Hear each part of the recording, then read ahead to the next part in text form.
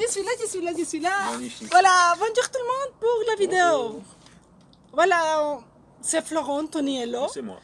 pour la saison 2 de Fandé. Donc, pendant cette dernière année, le Covid est toujours là. Et toi, et tes projets littéraires et tout ça, qu'est-ce qui s'est passé pendant cette année? En fait, il s'est passé beaucoup de choses. Je ne sais pas si c'est dû à la pandémie ou pas, mais il s'est passé quand même beaucoup de choses, parce qu'il y a beaucoup de choses qui vont paraître. Notamment, il y a un livre qui va arriver en octobre, qui paraîtra aux éditions Filles. Il avait été écrit un petit peu avant, mais bon, tout ça c'est toujours un travail, il faut retravailler, il faut réécrire, il faut proposer, enfin voilà. Il y a aussi un certain nombre de choses qui vont paraître, notamment dans les cahiers luxembourgeois. J'ai commencé en juillet un projet de livre avec Pierre Joris, donc poète américano-luxembourgeois, qui sera un livre de conversation. Et donc on veut faire plusieurs conversations. On a commencé la première donc le 14 juillet au Centre national de littérature.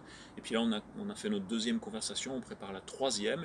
On espère qu'on va en avoir beaucoup. On ne sait pas exactement encore combien, mais ça doit faire un livre à la fin. Mais donc ça fait beaucoup de conversations en tout cas. Et puis il y a aussi dans une revue dont le nom m'échappe, mais qui est une revue qui parle de journaux intimes, une revue qui est sur les journaux intimes. Il y aura un numéro spécial sur le Luxembourg.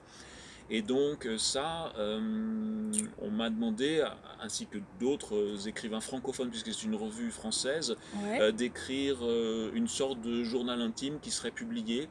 Alors bien sûr, je ne tiens pas de journal intime, mais j'ai des notes.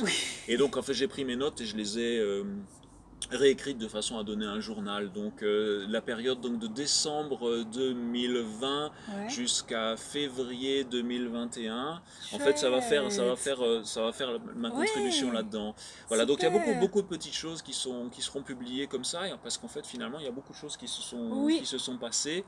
Je sais vraiment pas si c'est à cause de entre guillemets, ou si de toute façon ça se serait passé, mais finalement je crois que oui quand même, parce que ça a permis vraiment de se concentrer, il y avait moins d'événements à aller à l'extérieur, et donc ça permettait de se concentrer sur les choses. Oui, vraiment. Donc beaucoup de choses qui vont arriver, effectivement. Oui, donc on n'a pas de tac au tac, parce que le tac au tac est dans la première vidéo que vous devez aller chercher sur YouTube.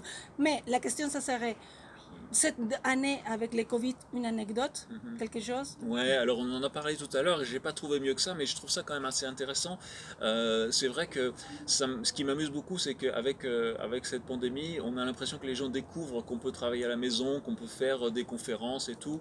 Et je me souviens quand j'étais encore dans l'industrie, dans une société que je ne nommerai pas, je travaillais déjà à la maison et j'avais pratiquement parce que je travaillais avec les États-Unis, avec Singapour et tout, donc on n'était pas ensemble très souvent.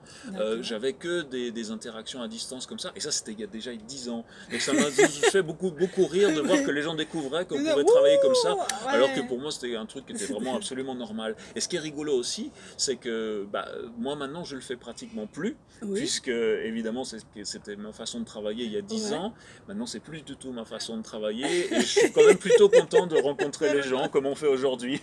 Voilà, ça serait l'anecdote, c'est pas une anecdote amusante, mais je crois que c'est une anecdote éclairante sur la société. Oui. Voilà, donc la vidéo elle est finie, ça sera sur Facebook et YouTube. Donc merci pour votre attention. Merci. Prenez soin de vous, à la prochaine. Ciao. Ciao. Fini.